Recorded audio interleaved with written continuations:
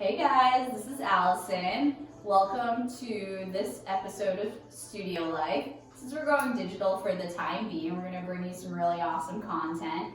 So today we have Go Ask Allison. It will be a continuation of content that we'll be creating from here on out. So feel free to send on over your questions and I'll answer them once a week. So today we have questions from Cree and Mary, who are part of our team. I have no idea what the hell they're gonna ask me, so let's see. My design process. So in the beginning it was very challenging because I was looking at things from a very different perspective.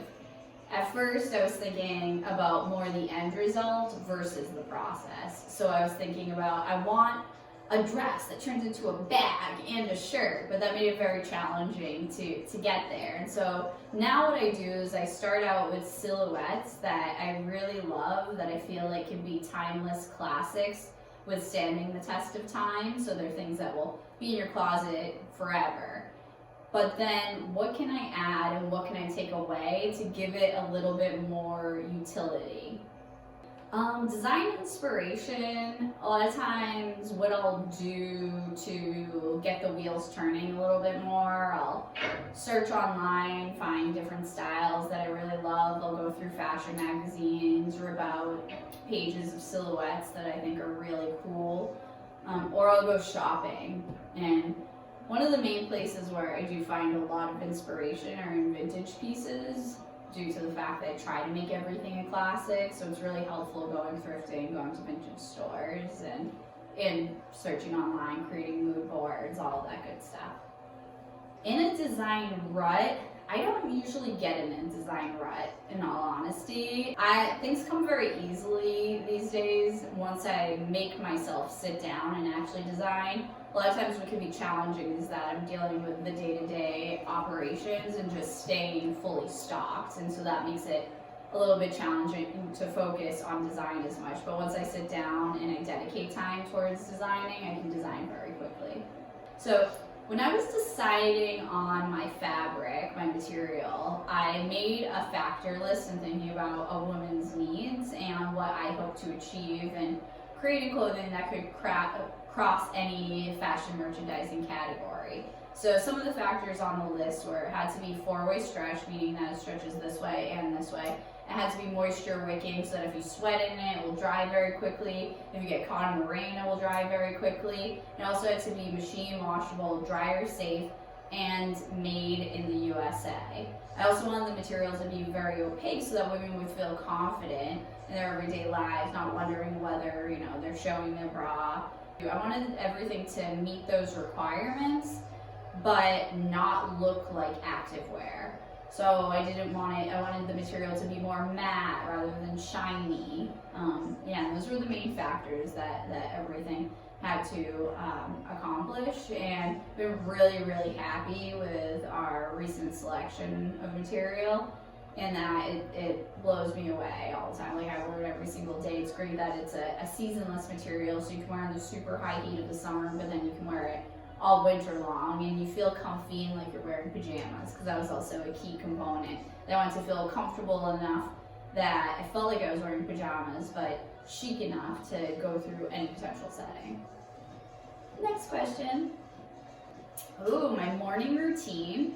So my morning routine usually consists of snuggles with Henry, my dog, and then following that, I make coffee. I'm a huge coffee drinker and like to drink coffee all day, every day. And then I like to sit down. I try to do this every day. It doesn't always happen, but I have a little shrine that I create in my fireplace that I have a little rug in front of.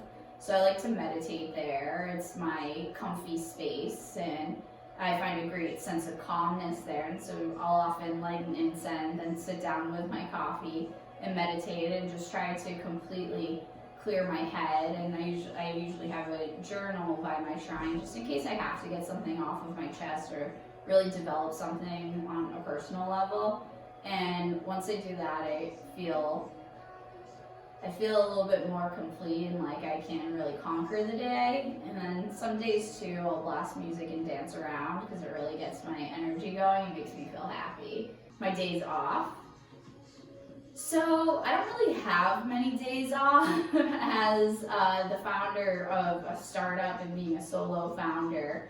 I do work most days, but the nice thing is that even when I'm working, it doesn't feel like work. I feel like that was a major goal for me, where especially in having left, moving along a path of being a lawyer and being a non-practicing lawyer now, like two things that I really wanted in life was to be working where it doesn't feel like work, where work is so fun that you don't even feel like you're working, and to have the ability to be truly authentically myself without having to hide who I am. So yeah, but anyway, to answer your question, a day off, doesn't really exist right now. My favorite piece is the albatross. So this is the albatross, and you can wear it as a pencil skirt. And so it has these sleek little triangle cutouts along the leg. So these cutouts become your armholes, so you can turn it into a dress, but then you can also play with the length of it, and you can turn it into a top. So the reason I really love this piece is because it always wows people, and I love seeing the expressions on people's faces when I show them this piece. And it is very innovative from a design perspective, where even people who have been in the fashion industry for a really long time often comment like, whoa, I've never seen anything like this. And the other thing about this one is that I have a patent on it, and I filed it myself, and it smoothly went through, and on my first try, I got it registered, which is pretty unheard of. So that's pretty exciting. Okay, yeah, my best date was, maybe the second date with a previous boyfriend, and he had booked a massage at a spa, followed by a whole little excursion where we drank champagne on a rooftop. It was just a very romantic date. Like, I had never had such a thoughtful date, especially so early in a relationship. So that was probably the best date that I've had. And I would say the worst date was someone had set me up with a friend of theirs, and I had never really been set up, or I just haven't been set up very frequently, and I felt a little bit uncomfortable about being set up, so I asked the couple setting me up, I wanted them to come along to make it kind of like a double date type thing. And it was just one of the most awkward dates ever. Unfortunately, I'm chronically late to a lot of things, and this person was even more late than I was. And the guy was just super distracted, and he invited more friends to come along. And it was just really weird, and then he was also like, oh, okay, I have to head out early, I have he was just being so weird and awkward. I'm like, why am I even here? And it wasn't that attracted to him. My Paridaez ensemble, a vintage coat, and black leather booties. Takeout order. I have 2 top takeout orders these days. Often I'll order a gluten-free vegan pizza from Upper Crust Pizza, and I'll also order Thai food, which I really like pad ki mao, which others refer to as drunken noodles, with extra spicy, extra veggies, and tofu. Those are my top 2 takeout orders when I'm being naughty.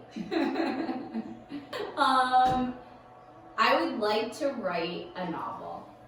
I was thinking about my bucket list recently, especially with the ensuing pandemic that we're dealing with, and I'm like, man, what do I feel incomplete in having done? I was like, damn, I really want to write a novel, whether it's a novella or a novel, but something that I'm really proud of that will withstand the test of time, and where future generations can benefit. Yeah. Is a hot dog a sandwich?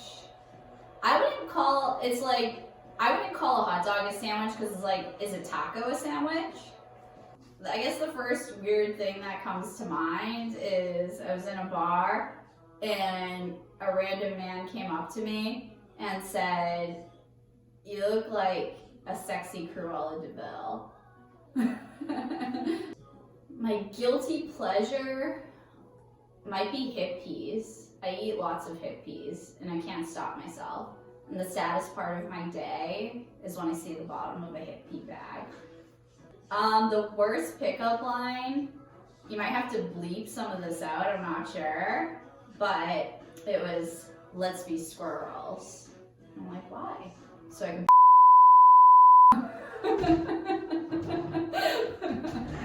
vintage, night in, dogs, heels, tacos, 100%. Oprah. Martin Luther King, Audrey Hepburn, Coco Chanel. Wondering who came up with these questions? Meet our team. Hi, I'm Mary. Hi, I'm Cree. Next week, I want you to come up with some questions that I'll answer. Bye.